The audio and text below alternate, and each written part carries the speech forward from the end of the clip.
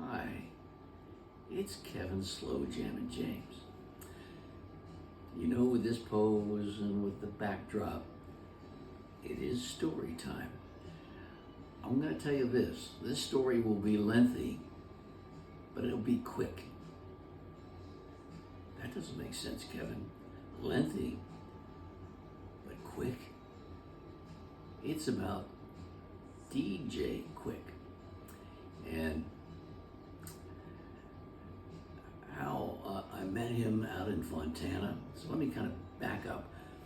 I became friends with Roger Clayton when I first came to Los Angeles, working at 92.3 The Beat. He called me maybe the first week or the second week and told me, he says, "You're playing stuff that LA hasn't heard for years." And he goes, "I'll be honest with you, some of it they've never heard." But this was a very positive call. So I found out after we hung up that he was really well known in the Los Angeles music scene. Uncle Jam's Army, Roger Clayton.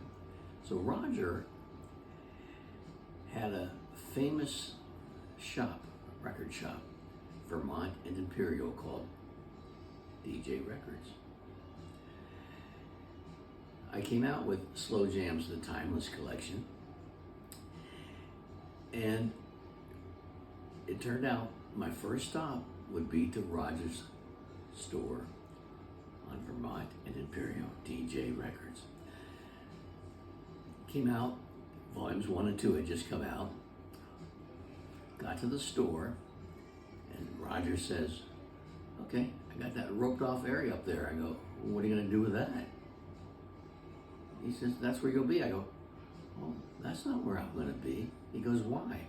I said, "Because when you're roped off, it's a separation, and it, to me, separates people. Like, you're somehow better than they are because you're roped off and can't be touched." I said, "I don't want to be in that area." He said, "Okay, how about we'll just put you behind the counter?" I said, "No, because then I'll still be separated by a counter." He said, "Okay." "So where do you want to be, Kevin?" I said, "I want to be where the customers are."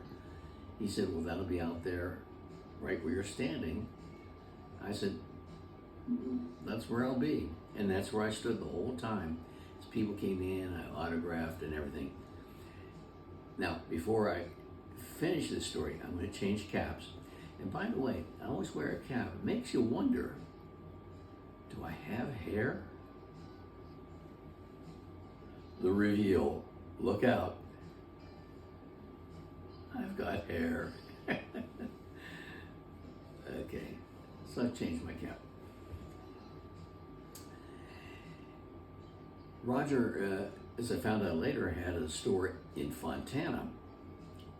Once again, every release of the Timeless Collection, 1 and 2, 3 and 4, 5 and 6, always stopped first at DJ Records. I had other places too, Warehouse Records, Poobah Records in Pasadena. I went everywhere, but Roger's shops were the first. Then I went out to his shop in Fontana. I think it was like not a mall, what do you call those? Like, not a mall, but swap meet. Is that, yeah, that kind of environment. But it was inside a building, so I don't know.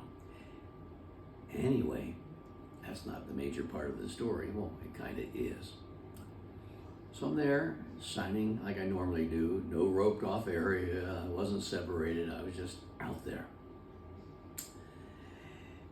Then Roger said, "Let me stop you for a minute," because I was signing. He goes, "I have DJ Quik on the phone, and he wants to know if it's okay if he comes over."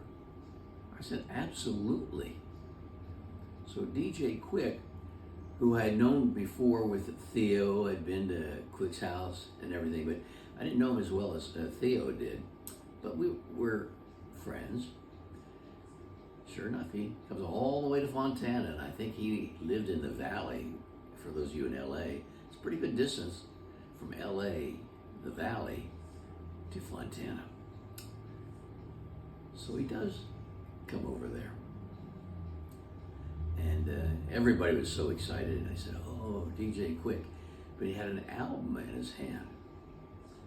He says, I want you to have this, Kevin.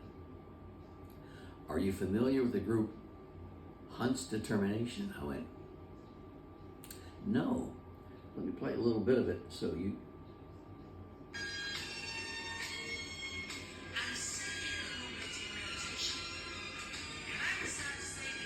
That's Hunt's Determination, Thinking of You.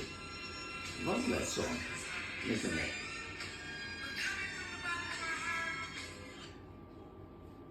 I said, thank you. And I really couldn't wait to get home to listen to it, because it was DJ Quik. I knew it was going to be good. There were other instances with Quik. He would call me at the beat, and I remember him calling one day with El DeBarge.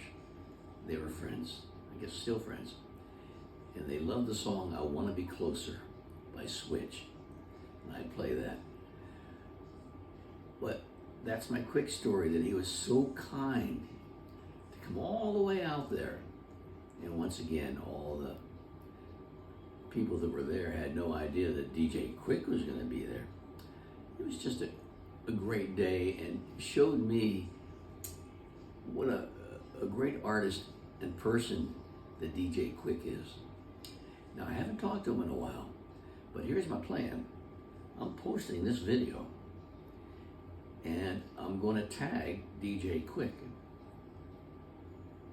Maybe that'll get him to call me. Either way, I told you this was a lengthy but quick story. Yeah, it is a quick story. So thank you, DJ Quik, and thank you all that tune in for the podcast. Now that I'm doing them video and audio, that way I can put them up on YouTube. So these podcasts are on Spotify, Apple Podcast, Amazon, Pandora. There are other ones. You have an idea for a story? I love telling stories. Kevin@slowjam.com. And our camera person, don't mention their name. Jay, oh, I'm sorry, something slipped out of my mouth. But thank you. And I'll talk to you soon with a story.